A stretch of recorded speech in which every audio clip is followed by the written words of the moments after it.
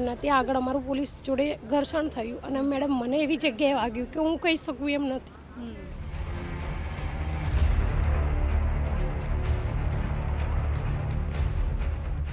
અમે ઘણા દિવસથી અહીંયા બેઠા છીએ સત્યાગ્રહ છાવણી આગળ, પણ અમને કોઈ જવાબ નહોતો મળ્યો એટલે અમે આજે ત્યાં ગયા સચિવાલયના ગેટ નંબર 1 ઉપર. મને ધક્કો પોલીસનો જ વાગ્યો હતો, ભાઈનો, પોલીસ ભાઈનો જ ધક્કો વાગ્યો. તમે વિડીયોમાં જોઈ શકો છો કે મને ધક્કો કેવી રીતે વાગ્યો. અચ્છા, તો આની પહેલાં તમે આંદોલનમાં આવ્યા હતા કે પહેલી વાર આવ્યા હતા? ના, હું ત્યાં જ્યારથી ચાલુ થયું ત્યારથી અહીંયા જ છું. અમે 500 જેટલા હશું ભાઈઓ અને બહેનો, અને એ લોકો જોડે આવું જ વર્તન કર્યું છે, બધા જોડે અમને ઘસેટ્યા જ છે. અને પાછળ ઘણા બહેનોને તો પીઠ પાછળ વાગ્યું છે, તો બતાવી શકાય એમ નથી મેડમ. અને જ્યાં તારની વાળ હતી એની ઉપર અમને ધક્કો મારી મારીને પેલા એ કર્યા છે. તો ન્યાય તો લેવાનો જ ને. ગાંધીનગર નહીં છોડે બધા. જ્યાં સુધી અમારો ન્યાય નહીં મળે ત્યાં સુધી ગાંધીનગર નહીં છોડવામાં આવે. અમને જવાબ સંતોષકારક નહીં મળે ત્યાં સુધી.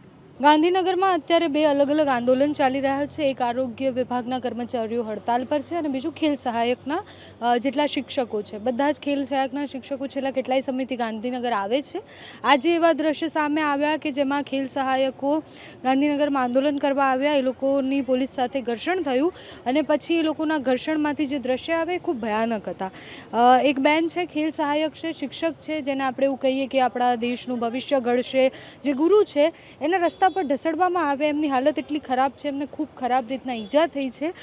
પહેલાં તો આજે શું થયું, કેટલા લોકો આવ્યા હતા, પોલીસ સાથે ઘર્ષણ કેવી રીતના થયું? અમે આવ્યા હતા ઘણા બધા લોકો, 500 જેટલા હશે અમારા ખેલ સહાયકો.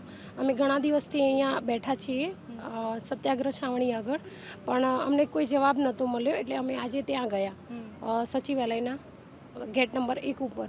પણ ત્યાં આગળ અમને પોલીસે રોક્યા અને ત્યાં આગળ અમારું પોલીસ જોડે ઘર્ષણ થયું અને મેડમ મને એવી જગ્યાએ વાગ્યું કે હું કહી શકું એમ નથી. પગમાં પણ વાગ્યું તમને અને ખૂબ ગંભીરતાથી. જે આપણે વિડીયોઝ જોયા એ વિડીયોમાં એવું દેખાય છે કે ખૂબ આક્રમક રીતના એ જે ઘર્ષણ હતું, એટલે કે એક બાજુથી બધી જ જગ્યાએથી પોલીસ ખેંચી રહ્યા છે ને બધાને.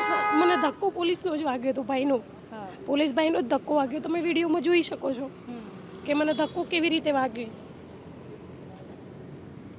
અચ્છા, તો આની પહેલાં તમે આંદોલનમાં આવ્યા હતા કે પહેલી વાર આવ્યા હતા? ના, હું ત્યાં જ્યારથી ચાલુ થયું ત્યારથી અહીંયા જ છું.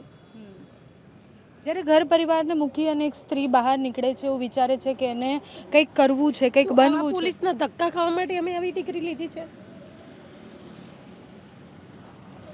જ્યારે શિક્ષક બને ને ત્યારે એવું હોય કે એ ઘડતર કરશે બાળકોનું, આગળ જતાં એમનામાંથી કંઈક ભવિષ્યમાં કંઈક સારું નીકળશે. પણ જ્યારે શિક્ષકના આંખમાં આંસુ હોય, જેને ગુરુ ગણવામાં આવે, એની સાથે આવી રીતના વર્તન થાય ત્યારે સવાલ થાય કે શું પોતાની માંગણીઓ એક જગ્યાએ પહોંચાડવી, એટલે કે સરકાર સુધી પહોંચાડવી, એ શું ગુનો થઈ જાય છે? ટેટ પાસ ઉમેદવારોએ જ્યારે આંદોલન કર્યું ત્યારે પણ આ જ સ્થિતિ હતી. ત્યારે એનાથી ભયાનક સ્થિતિ હતી. ખાલી ચહેરાઓ બદલાઈ ગયા છે, સ્ત્રીઓ બદલાઈ ગઈ છે, બાકી સ્થિતિ એની એ જ છે. જે રસ્તા પર ઢસડવાની વાત છે ત્યાંની ત્યાં જ છે. પોલીસ આવું વર્તન કેમ કરે છે? એટલા ઉગ્ર હતા એ લોકો, જે તમે લોકો આંદોલન કરવા આવ્યા હતા, તમે વિધાનસભા તરફ જઈ રહ્યા હતા, શું હતું કે પોલીસે આટલું ઉગ્ર થવું પડ્યું? અમે લોકો અમારો ન્યાય માગવાયા છીએ, અમે ન્યાય માગ્યું અને એમાં એ લોકોએ અમારો અટકાવ કર્યો. અમે સચિવાલય જતા હતા ગેટ ઉપર, એ લોકોએ અટકાવ કર્યો અમારો. કેટલી મહિલાઓ અને કેટલા લોકો હતા જેને આવી રીતના એમનું વર્તન હતું પોલીસનું? અમે 500 જેટલા હશું ભાઈઓ અને બહેનો, અને એ લોકો જોડે આવું જ વર્તન કર્યું છે, બધા જોડે અમને ઘસેટ્યા જ છે. અને પાછળ ઘણા બહેનોને તો પીઠ પાછળ વાગ્યું છે, તો બતાવી શકાય એમ નથી મેડમ. અને જ્યાં તારની વાળ હતી એની ઉપર અમને ધક્કો મારી મારીને પેલા એ કર્યા છે, ધક્કા વાગ્યા છે બધાના, પોલીસના, અમારા ભાઈઓ બહેનોના, બધા મિક્સ ધક્કા વાગ્યા છે અને એ લોકોને વાગ્યું છે, ઘણું બધું બહેનોને વાગ્યું છે અને ભાઈઓને વાગ્યું છે.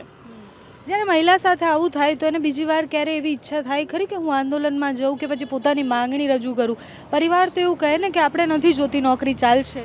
પરિવાર તો કે પણ અમે ડિગ્રી લીધી છે તો અમે અમારો ન્યાય તો માગીએ ને. અમે ભણ્યા છીએ તો અમને એવું તો થાય ને કે અમે નોકરી કરીએ, અમે ગવર્મેન્ટ નોકરી કરીએ, એવું થાય ને અમને. તો ન્યાય તો લેવાનો જ ને. ગાંધીનગર નહીં છોડે બધા. જ્યાં સુધી અમારો ન્યાય નહીં મળે ત્યાં સુધી ગાંધીનગર નહીં છોડવામાં આવે. અમને જવાબ સંતોષકારક નહીં મળે ત્યાં સુધી.